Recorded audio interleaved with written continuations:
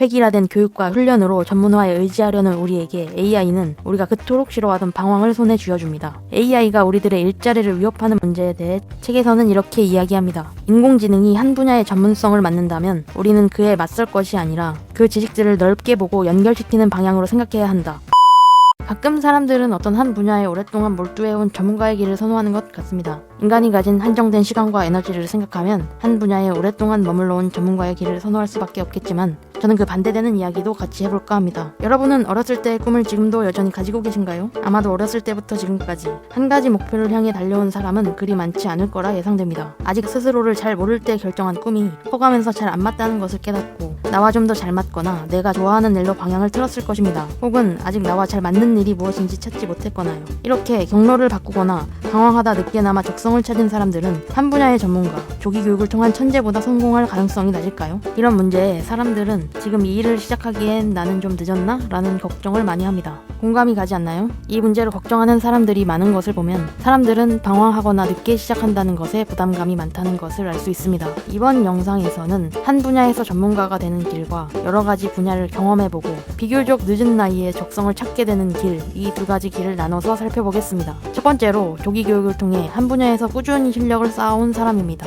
보통 이런 경우는 예술이나 운동, 주로 예체능계에서 많이 통용되는 성공 조건입니다. 예를 들어 어렸을 때부터 바이올린을 꾸준히 훈련하게 된다면 여러 가지를 넓게 경험하는 아이들보다 바이올린만 연주하는 아이들의 실력이 훨씬 앞서 나가게 됩니다. 마치 여러 가지 능력치 중에 공격 능력치만 올리게 된다면 내 캐릭터는 주먹 한 방으로 다 이길 수 있는 능력을 가지게 되는 것처럼요. 이런 방법의 장점은 남들보다 앞서 나갈 수 있다는 것입니다. 어릴 때는 아직 경험도 없고 자신이 뭘 잘하는지 뭘 좋아하는지 확실하게 정한 아이들이 드물기 때문에 자신에게 주어진 시간과 에너지를 투자하는 시기가 어리면 어릴수록 빠르면 빠를수록 앞서 나아가는 속도는 빠를 것입니다. 하지만 이런 방법의 장점만 있을까요? 당연히 단점도 있습니다. 정말 자신에게 잘 맞는 것인지 확인하는 것을 제외하고 한 분야의 능력치만 계속 키웠을 때 그 최고의 능력치만으로 버티지 못하는 시기가 오게 된다면 쉽게 무너진다는 것입니다. 그렇다면 두 번째는 어떨까요? 여러 가지 일을 거치며 자리 잡고 있지 못하다가 비교적 늦은 나이에 적성을 찾게 되는 사람입니다. 앞서 말한 것처럼 많은 사람들은 모두가 하나의 길을 정하고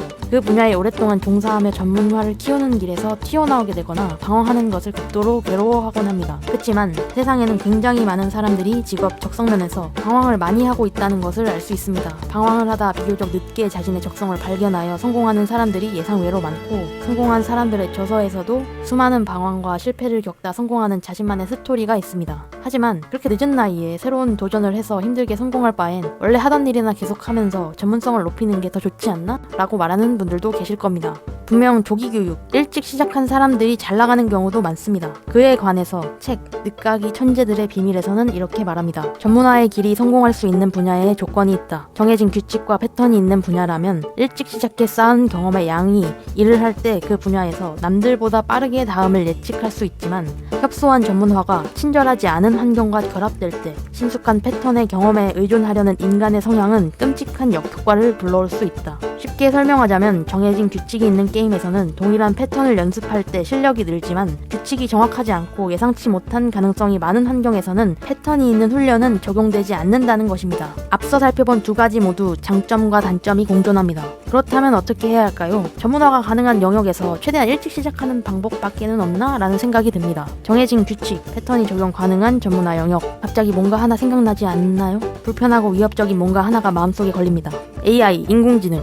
정해진 규칙과 패턴이 있는 분야에서 어떤 인간보다 잘할 수 있는 AI의 등장은 1997년 슈퍼컴퓨터 딥블루와 카스파로프의 체스 대결 때 시작되었습니다. 물론 딥블루가 이긴 경기입니다. 지금 우리가 겪고 있는 문제가 이것이기도 하죠. 획일화된 교육과 훈련으로 전문화에 의지하려는 우리에게 AI는 우리가 그토록 싫어하던 방황을 손에 쥐어줍니다. AI가 우리들의 일자리를 위협하는 문제에 대해 책에서는 이렇게 이야기합니다. 인공지능이 한 분야의 전문성을 맡는다면 우리는 그에 맞설 것이 아니라 그 지식들을 넓게 보고 연결시키는 방향으로 생각해야 한다. 위에서 언급한 슈퍼컴퓨터와 인간의 체스 대회를 예시로 들 수 있습니다. 1997년에 열린 슈퍼컴퓨터와 인간의 체스 대결 이후 1998년 어드밴스드 체스 대회에서는 사람과 컴퓨터가 한 조가 되어 대결을 하는 대회였습니다. 이 대회에서 컴퓨터와 사람으로 구성된 팀은 슈퍼컴퓨터인 히드라를 물리쳤다고 합니다. 앞으로 인공지능이 점점 더 고도화되어 인간이 전문화에 계속 밀리게 된다면 세상이 앞으로 어떻게 변할지는 저도 잘 모르겠습니다만, 빠르게 변화하는 세상에서 살아남으려면 한 가지 분야에만 계속 있는 것보다는 내가 가진 기술을 토대로 다양한 분야에 적용을 해보며 인공지능이 예상하지 못할 수를 둘 수 있는 생각의 전환이 필요한 시기라고 말하고 싶습니다.